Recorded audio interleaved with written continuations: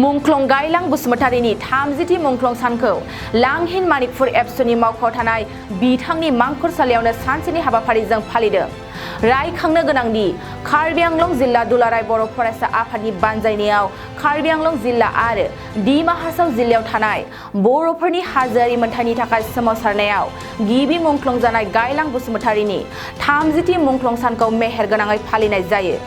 बर'फोरनि हाजोआरि मोनथायनि थाखाय गोबां बर' फिसाफ्रा गावनि जिउखौ बाउसोमनानै जुजिदोंमोन।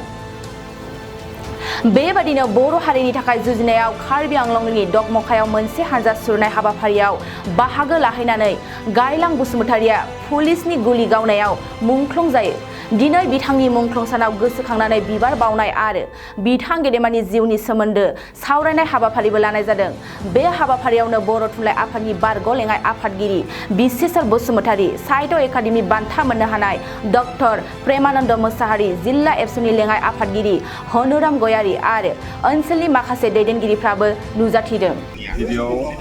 बड'लेण्ड रादाब आरो बड'लेण्ड बुब्लि नायगिरि गासैबो बिथांमोननिसिम गोसो गोरबोनि साबायखर आरो खुलुमनाय बावहरदों। जों दिनै मिथिगौ कार्बि आंलं जिल्लायाव थानाय आरो डिमा हासाव जिल्लायाव थानाय बर'फोरनि जे रायजो जानायनि जे मोनसे थासारि, दिनैनि बे दिना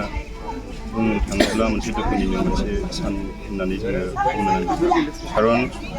थांनाय गोलाव बोसोर जोंनि बर'फ्रा, हाजोआरि जिल्लायाव थानाय बर'फ्रा जे हाजोआरि मोनथायनि थाखाय जे जुजिबोनाय, जे सोमावसारबोनाय, बे समाव जोङो नैबे लांहिन मानिकपुर दख'रानि सिङाव थानाय दैदा गामिनि गायलां बसुमतारीया बे समाव दिनैनि समावनो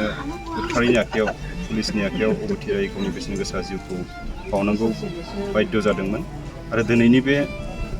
मुंख्लं सानखौनो बा दिनैनि समाव बिथाङा मुंख्लं जानायखाय जोङो जोंनि हारिनि जे थामोनथा, जोंनि हारिनि जि मोन्थाय, बिथांनि जिउआबो जाहाथे, बिथांनि बेसेन गोसा जिउआबो जाहाथे ओरैनो दैयाव थाङा, नै बै मोन्थायखौ मोनफुंनांगौनि सार्थआव बिथांमोन मुंख्लंफोरनि जिउखौ जों जेब्लाबो मान होबाय थानानै, जों बिथांमोननि जे मुंख्लं सान बा थैनाय सान बेखौ गोसोखांबाय थानानै जोङो बोसोरै जोङो फालिबोबाय थानाय जाहैयो। जिल्ला बर' फरायसा आफाद आरो नैबे हालामाव थानाय मोनफ्रोमबो जिल्ला आफादनि दैदेनगिरि बिथांमोनहा नैबे गायलां बसुमतारीनि जे देग्लायनि 30थि जे थैनाय सान बा मुंख्लं सान, बे मुंख्लं सान फालिनायाव गासैबो जोङो बाहागो लाफैनो हादोंआनो। आरो जोङो दिनै बे गायलां बसुमतारीनि थैनाय सानजोंनो लोब्बा लाखिनानै जे जोंनि बर'फोरनि जे दाबि दावा, बै समाव जोङो जेबायदि सोमावसारबोबाय, जे जांख्रिखांबोबाय, जे राजा लामायाव थानानै, मावख'नि लांगोनायाव थानानै जेबायदि धरना होबाय, जेबायदि सोमावसारबोबाय, बे सोमावसारनायनि थासारियाव फैनानै जों दिनै मोनसे लेभेलसिम सफैबाय जे जों पलिटिकेलि मोनसे डायलगजों, पलिटिकेलि मोनसे सावरायनायनि गेजेरजों जोंनि हाजोआरि जे जनजातिनि मोन्थाय, बे मोन्थायखौ जों जाफुंनांगौनि सार्थआव जों दिनै सावरायगासिनो दङ। दा बेखायनो दिनैनि बे मोनसे आबुं मोनसे नैबे मुंख्लं सान फालिनायनि गेजेरजों आङो मानिजाथाव जोंनि बिटिआरनि चिफ आरो दानि थांनाय 2020 मायथाइनि 27 जानुवारियाव बिटिआर सुक्ति खालामलांनाय मानगोनां सिग्नेटारिस बिथांमोन, आसामनि मानगोनां chief minister doctor Himanta Biswa Sharma, दिल्लीनि सरकार गासैबो बिथांमोनखौ आङो खावलायदों जाहाथे